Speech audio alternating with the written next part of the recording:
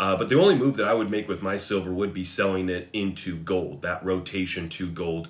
And especially now in Washington State, I was talking about this with my local dealer.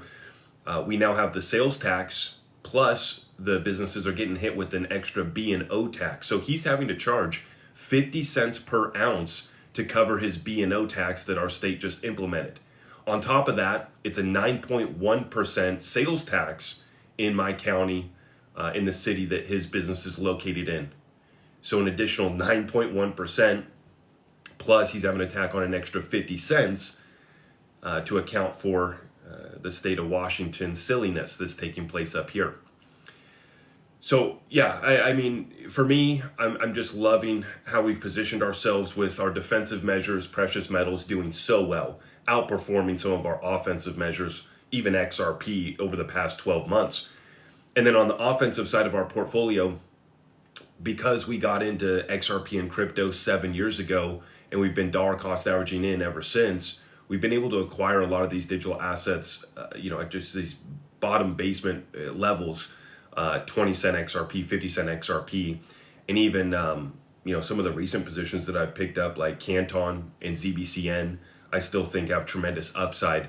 It's just a matter of our liquidity cycle opening back up, which will spur the opening of our business cycle into expansion territory. Once again, I've been showing you guys that ISM Purchasing Managers Index. And once that happens, we've seen a correlation that's very tight with crypto going on a bull run.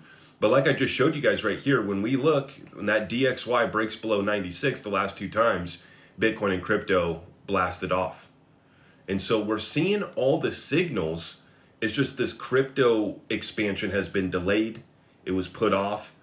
And even, you got asset managers like Tom Lee who are noting that gold and silver are sucking the oxygen out of the digital asset space. And that's definitely taking place right now. I've seen comments of people going both ways, selling XRP to go into gold and silver. I would never do that. And then I'm seeing some people selling silver to go into XRP. I also would never do that. There's a reason why I keep these on 2 different sides of my portfolio, okay? And here's one thing that I have in common with both of those positions. I own them without any leverage.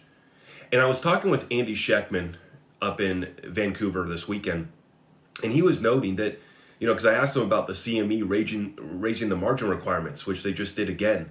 And he said it's not going to have as big of effect because you have central banks, especially on gold, because you have central banks, hedge funds, sovereign wealth funds, and they're not buying these metals with margin, right? That's retail traders, maybe a small handful